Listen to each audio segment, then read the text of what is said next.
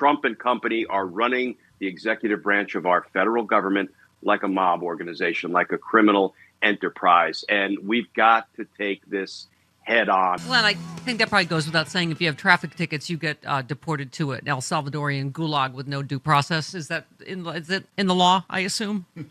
Yeah, Steph, 15 words for J.D. Vance. None of them are cuss words. Yeah. It's that no person shall be deprived of life, liberty, or property without due process of law. And this clown, J.D. Vance, says, well, this guy had some traffic tickets. He also had a federal judge order that he shall not be deported to El Salvador. And J.D. Vance says, we don't care about the constitutional guarantees. We don't care about judicial orders saying we can't do this. We're going to do it anyway. Well, you know what?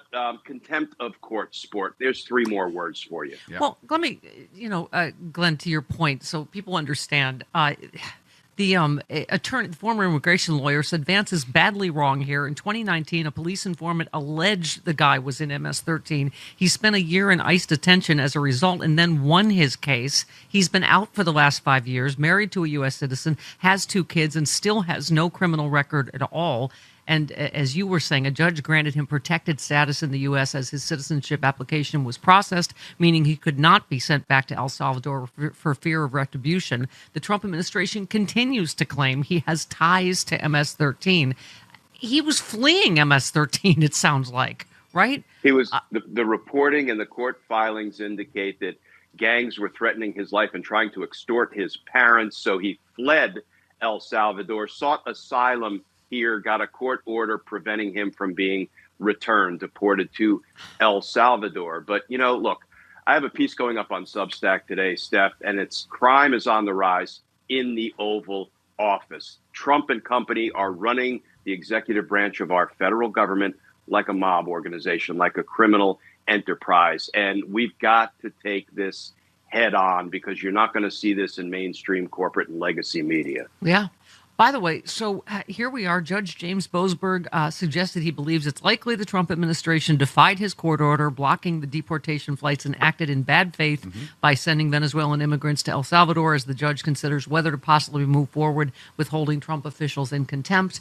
The judge accused Trump officials of intentionally rushing to get planes out of the country before a judge could act. Well, obviously. Right. But so now what at this point in our constitutional crisis, right? What happens? So now what is a good question, but I don't want to skip over what Judge Boasberg said and did yesterday, because here's some of what he said and did. He told these Trump administration lawyers, these dirty DOJ lawyers, that the Trump administration, quote, acted in bad faith. He said, if you really believe that everything you did that day was legal and would survive a court challenge, you wouldn't have operated the way you did. And then he said, I need the names, the identities of all of the government officials who had anything to do with this unconstitutional deportation. And next stop, contempt. So what does that look like? Well, there's civil contempt and criminal contempt, but in its most extreme, criminal contempt looks like, interestingly, the due process rights that the administration deprived the Venezuelan immigrants of before stuffing them in a plane and sending them to a prison in El Salvador. Those rights are notice and opportunity to attend. The good news is every Trump administration official will now be given their due process rights of notice and opportunity to attend. And then there's going to be a contempt hearing in Judge Boasberg's courtroom. And boy, get ready, get your popcorn for that one. I mean, Glenn, I think what's astounding is you go, we might only get the rule of law back because he's imploding the economy. His approval rating now went to 30%. Approve of his handling of bringing prices down, 60% disapprove. The global markets are imploding. And so somebody was saying, I can't remember on Twitter or somewhere, just so one guy can implode the global economy and nobody can stop him. I mean, I don't know if this is what makes Republicans finally get their spine, is that he's going to pull their entire party down with this entire country. Yeah, first he was imploding the legal community by issuing these unconstitutional executive orders punishing law firms. What happened? Some law firms caved, and what do? Steph, they came into the Oval Office, pledged $40 million in legal services, $100 million in legal services. This is a shakedown operation. Again, this is like sending a wise guy to a mom and pop store and say, you're going to need to pay me some protection money because it would be a shame if your bodega got firebombed, but I'm going to make sure that doesn't happen. Now, what is he doing, Steph? He's doing the same thing to the business community, right? Tariffs, tariffs, tariffs. And what's going to happen? These businesses, companies, corporations, manufacturing firms are going to come to him on bended knee and say, please, dear leader, don't punish us. We will do for you. This is him sort of getting everyone to pledge loyalty to avoid being punished, being penalized, being financially decimated. This is the game he seems to be playing. Will the Republicans in Congress ever stand up to it? I don't know. I don't think I'd bet on it. Yeah. Well, I mean, unless they look at Wisconsin and go, you know what, even Elon Musk can't buy you, out of this wrath of the voters. I don't know. It is. I feel like some of these law firms, as you point out, are standing up and suing him instead. But Glenn, I say it every day. If everybody would stop bending the knee, he would be powerless. If everybody as one, that's what we need, is solidarity and do not obey in advance. It's only because you're right. He's some people are modeling that cowardice that this is happening.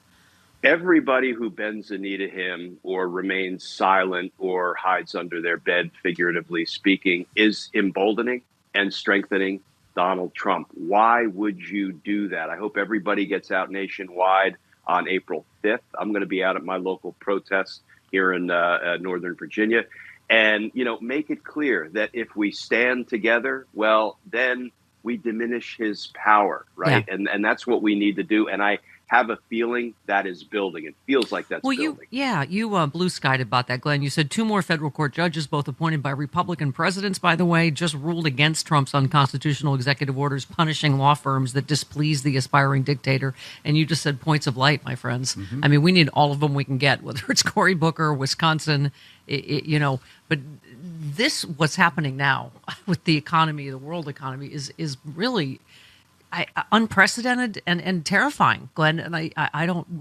we'll see.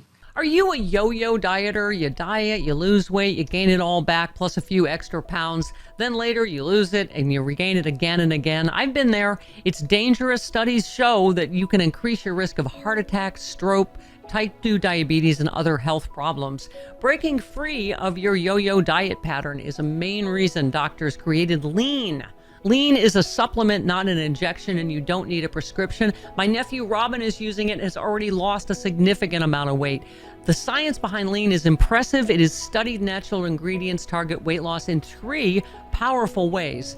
Lean helps maintain a healthy blood sugar. That helps you control appetites and cravings.